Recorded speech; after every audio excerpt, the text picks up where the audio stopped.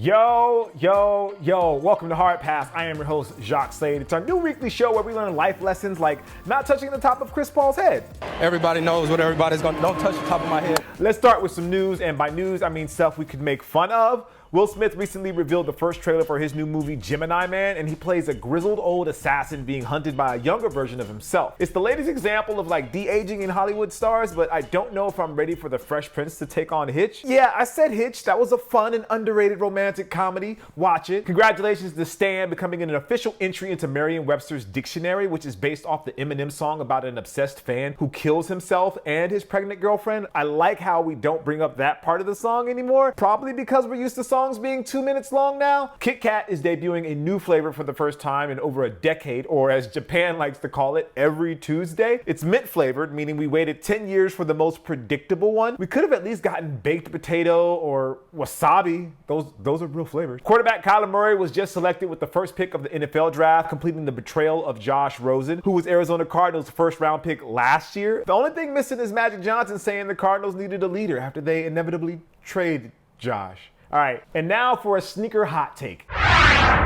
Air Jordan 1 lows are cool, people, and there's still time for people to jump on this bandwagon that I just started. Now, I understand if you're a little bit shocked by this. There was a time when the only Jordan 1s we acknowledged were the retro high OGs with the Nike Air. I get it. Those are still cool, but now everybody has a pair in every color combination imaginable. We've got band, royals, shadow, shattered backboards, alternate shattered backboards, satin backboards, possibly a second alternate to the alternate shattered backboards. You get the idea. They're not played out by any means. And if anybody has a plug for the SB Lakers, hit me up. The 2015 Jordan 1 lows felt like a cash into the excitement when they brought back the ones with Nike Air. The only people that bought them are people who missed out on the highs and wore jeans in a way that could cover up their ankles so nobody could tell they were wearing lows. These 2019 lows are embracing their new identity sans the Nike Air and dropping in some really good colorways like the Black Toe, Mystic Green, and Kyler Murray player exclusive, and soon a Travis Scott collab. And if you're wondering, I'm just trying to say I got there first before LaFlame. Well, yeah, you're right, but I'm fully on board with the lows. And besides, if you're like me and had a problem with the red on the University Gold colorway, put a Sharpie on it and boom, now it's Bordeaux. There's still room. Come on in. I'll wait. Heads up. Our top story is 100% spoiler free because I haven't seen the movie yet. It's Endgame weekend. 11 years of world building and star making has come down to this.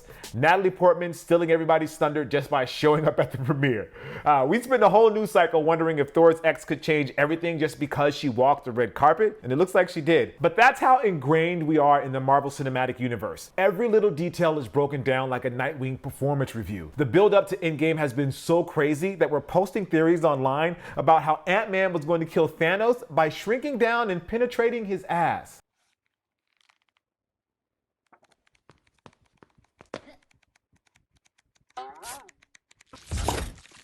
There's never been a better time to be a comic book movie fan.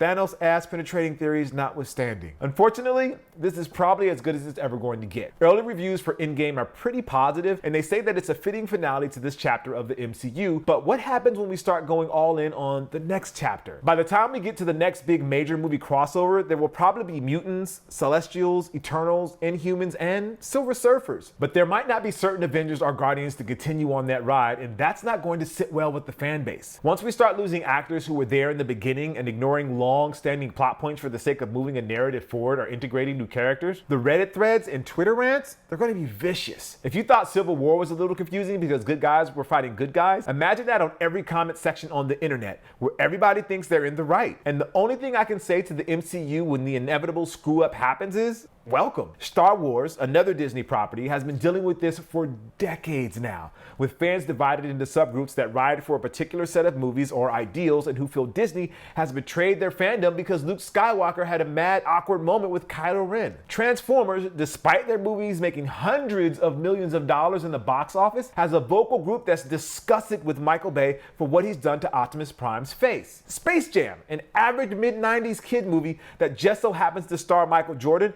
is is so beloved, the backlash to the sequel LeBron James is producing and starring in is already underway, and the movie hasn't even started filming yet. By calling the movie Endgame, Marvel themselves has created what will be an inflection point where fans will be divided. There's the past that was led by Captain America, Iron Man, Black Widow, Thor, and Nick Fury, but really it's Chris Evans, Robert Downey Jr., Scarlett Johansson, Chris Hemsworth, and Samuel L. Jackson. And there's the future featuring Black Panther, Spider-Man, and Captain Marvel, or Chadwick Boseman, Tom Holland, and Brie Larson. Oh, and Nick Fury, because you better keep Sam Jackson around past Spider-Man Far From Home, or I'll tweet about it. I'll even make a hashtag bring back Sam Jack. One thing's for sure though, DC wishes they had these kind of problems.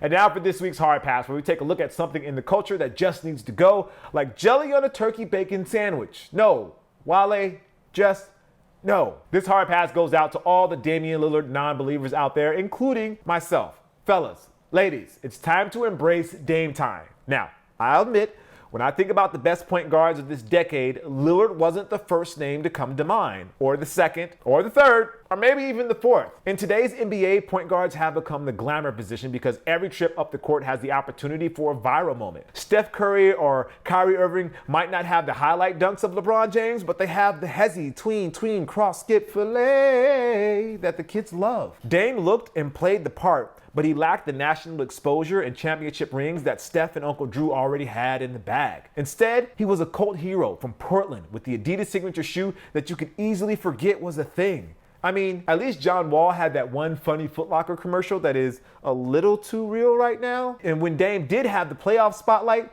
he's been known for early exits, culminating with an embarrassing sweep last year against the New Orleans Pelicans. But Dame persisted, kept the core of his Blazers when other teams would have considered blowing it up, and now he's got the second playoff series clinching buzzer beater in his career on a 40-foot step back that was, well, bad if you ask Paul George. You don't attempt that shot unless you've got A, supreme confidence, B, the trust of your franchise, and C, a meme-ready face just in case it goes in. Lillard is the superstar that was in plain sight. We just chose to ignore him in favor of Steph, Kyrie, and Russell Westbrook, who is the yang to Dame's yin. Now he's in the second round with a clear shot at making the Western Finals. If you didn't know what time it is, well, now you know.